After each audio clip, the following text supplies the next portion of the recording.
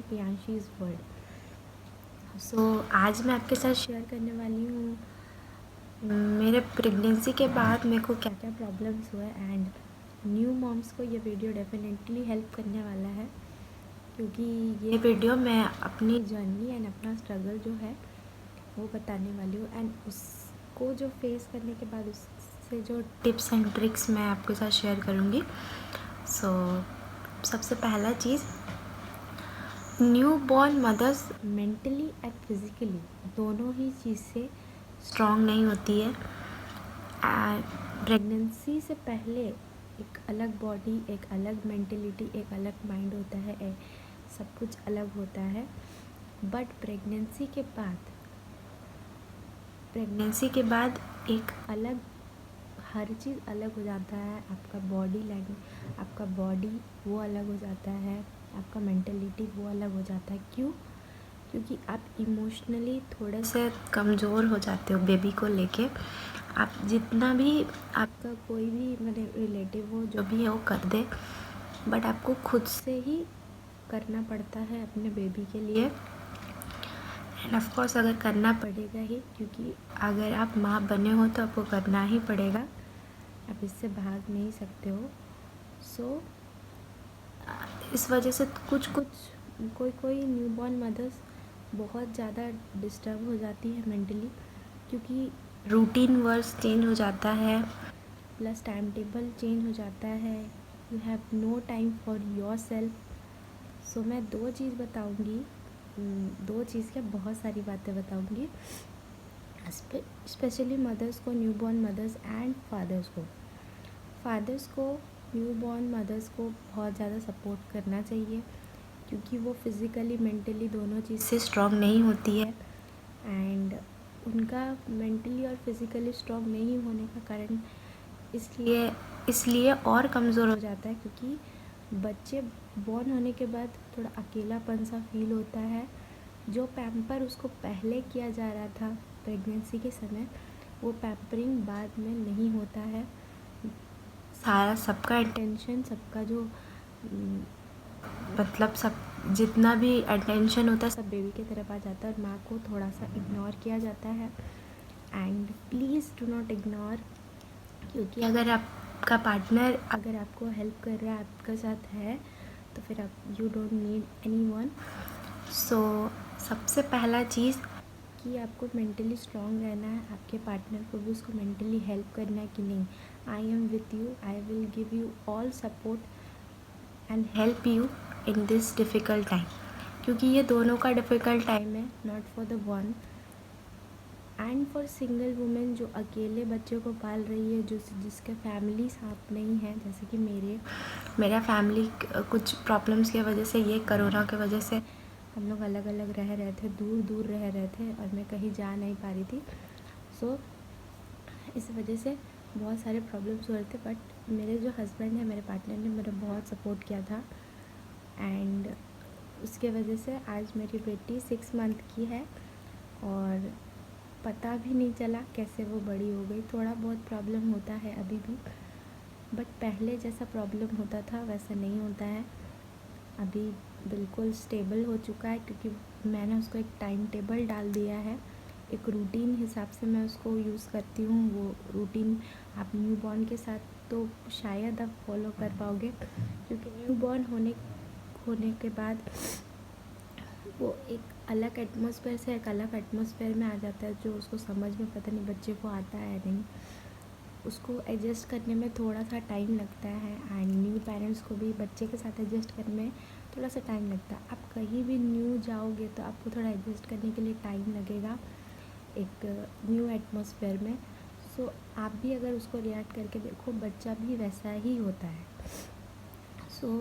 छोटे बच्चे थोड़ा सा रोते हैं, क्योंकि वो बोल नहीं सकते, they will cry and tell you कि नहीं मेरे को ये चाहिए वो चाहिए। बच्चे जो है रो के ही बताते हैं कि उनको भूख लगा है या नींद आ रहा है या समथिंग एल्स। आपको उसको देखना है, उसको आपको स्टडी करना है कि वो किस लिए रो रहे हैं।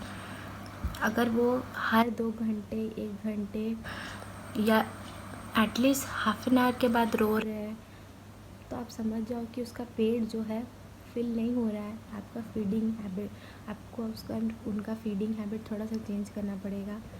आपको इमीडिएटली चेक करना चाहिए कि आपका फीडिंग अच्छे से आप उसको दे पा रहे हो कि नहीं। अगर आप ब्रेस्ट फीड दे रहे हो तब उसके लिए ब्रेस्ट फीड जितना मिल्क है वो सफिशिएंट है कि नहीं, अब वो चेक करो। तो आपका बच्चा ज़्यादा इतना क्रैंकी नहीं होगा अगर उसका पेट भरपूर भरा रहेगा। सेकंड रीज़न ये भी हो सकता है कि आपका बेबी अगर बहुत ज़्यादा क्रैंकी हो रहा है, इसका मतलब हो सकता है उसका पेट भरा हो, वो वोमिटिंग भी कर दे रहा हो, बट उसके पेट में कोई दर्द हो या उसको कुछ चीज़ का प्रॉब्लम हो रहा है या उसको सोना है, उसको नींद आ रहा है। सो ये भी रीज़न हो सकता है। एंड समय के साथ आप जब बेबी के साथ रहना स्टार्ट कर देते तब आपको ये सब छोटा मोटा चीज़ जो है पता लगने लगता है। इससे पहले थोड़ा सा डिफ़िकल्ट होता है न्यू मॉम्स के लिए बच्चों के साथ थोड़ा सा कोलैबोरेट करने के लिए। सो मेरी बेटी जब छोटी थी, जब न्यू बॉर्न थी, तो 1 मंथ मेरे हस्बैंड मेरे साथ थे।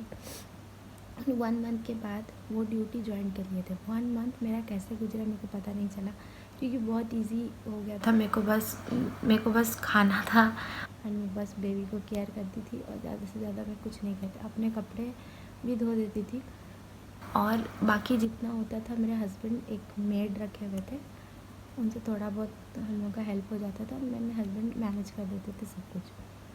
प्लस क्या होता था ना, 1 महीने के बाद जब सब कुछ वो ड्यूटी पर जाने लगे, उनका ऑफिस रेगुलर स्टार्ट हो गया, तब बहुत सारा मेरे को प्रॉब्लम आने लगा कि मतलब रात भर तो बेबी सोता नहीं था। मेरी बेटी रात भर नहीं सोती थी एंड सुबह जैसा होता था वो सो जाती थी। तो रात भर वो सोती नहीं थी एंड मेरे को नींद आता था, सुबह को भी बहुत ज़्यादा नींद आता था। तो सुबह सुबह वो सो जाती थी एंड सुबह मेरे को मेरे हस्बैंड के लिए ब्रेकफास्ट बनाना रहता था and I have to clean my cloth, I have to take bath फटाफट से। मतलब अगर आप 7 बजे उठ रहे हो, रात भर नहीं सो के आप अगर दो घंटे का भी नैप लिए हो, जितना भी, 7 बजे अगर आप उठ रहे हो तो आपको 9:30 और 10 बजे तक आपको सब कुछ करना है। तो मैं क्या करती थी, रात भर अगर नहीं भी सोई हूँ तो मैं अपना छोड़ देती थी। मैंने 5 बार 6 बार ऐसा करके देखा, 5 बार 6 बार ऐसा करके देखा एंड मतलब क्या बोले, मेरे को लगा कि नहीं ये ठीक प्रोसेस है। तो मैं सुबह को सारा काम A to Z कर देती थी। प्लस मेरे हस्बैंड हेल्प करते थे, जैसे बेबी के कपड़े धो देते थे, वो अपने कपड़े भी धो लेते थे। सो जब नहीं धो पाते थे तब मैं अपने से अपना कपड़ा, बच्चे का कपड़ा, उनका कपड़ा मैं धो देती थी। प्लस जितने यूटेंसिल्स है मैं रात को ही वॉश करके रखती थी। लंच जो है मेरे हस्बैंड लेके नहीं जाते थे क्योंकि वो कैंटीन में खा लेते थे। प्लस वो ब्रेकफास्ट जो है वो सुबह ले लेते थे। तो मैं लंच और सुबह का ब्रेकफास्ट दोनों एक साथ मैं बनाती थी फटाफट अपने लिए, क्योंकि उसके बाद मेरे हस्बैंड नहीं रहते थे तो मेरे को बनाना बहुत ही मुश्किल हो जाता था। तो सुबह जब मेरी बेटी सोती थी तब से मैं सब फटाफट से सारा काम कर लेती थी और उसके बाद वो थोड़ा सा उठती भी थी तो मैं उसको फिर से मसाज दे के बात दे के फिर से मैं उसको सुला देती थी, क्योंकि न्यू बॉर्न है, वो दिन भर रात भर सोए गई। रात भर नहीं भी सो रहा है, दिन भर वो सोए गई। तो वो सो जाती थी, तब उसके बाद मैं सो जाती थी। उसके बाद थोड़ा दिन मैंने कुछ दिन के बाद थोड़ा और ज़्यादा प्रॉब्लम्स होने लगा। वो रात भर तो सोती थी लेकिन दिन भर नहीं सोती थी। दिन भर मतलब कुछ ना कुछ 2 महीना को हो गई, कुछ ना कुछ करते रहती थी। सुबह से उठती थी यार, एक भी काम नहीं होता था मेरा, कुछ भी नहीं होता था। कभी कभी तो मैं नहा भी नहीं पाती थी एंड मैं रियली खा भी नहीं पाती थी। शाम को जब मेरे हस्बैंड आने वाले रहते थे 6 से 7 बजे के बीच में, मैं क्या करती थी, इसको तब समय ये सो जाती थी, मैं इसको सुलाने की कोशिश करके सो जाती थी। एंड उसके बाद क्या होता था ना, उसके बाद मेरे को इतना भूख लगता था कि कुछ भी उठा के खा लो। मैंने बनाने का तो ताकत था नहीं। अब दिन भर आप भूखे रहोगे, उसके बाद शाम को आप कैसे बनाओगे, मतलब अजीब सा फील होता था। पर भी थोड़ा इमोशनली थोड़ा सा रोना मन करता था कि कहीं चले जाऊँ कुछ, बट ऐसा होता है। सो फिर धीरे धीरे करके सारा चीज़, तो मैंने देखा कि इसका एक हैबिट है, इसका एक रूटीन मैं बना देती हूँ। क्योंकि सुबह उठती है ये तो थोड़ा बहुत खेलती है वगैरह करती है तो मैंने क्या किया, एक रूटीन बना लिया मेरी बेटी के लिए। सो उस रूटीन को फॉलो करके मैं अभी भी वही रूटीन फॉलो करती हूँ। थोड़ा बहुत मेरे को प्रॉब्लम होता है क्योंकि अभी वो क्रॉल कर रही है, इधर से उधर सब चीज़ करती है, उसको बेड में छोड़ना मुश्किल, यहाँ छोड़ना वहाँ छोड़ना मुश्किल है। बट बट ह्यूमन नेचर है, आप उसको परमानेंटली हर चीज़ फिक्स टाइम में करना ऐसे तो नहीं कर सकते, बट आप टाइम टेबल बनाओगे तो आपका काम इजी हो जाएगा। हर बच्चे से अलग होता है, हर किसी का लाइफस्टाइल अलग होता है भाई।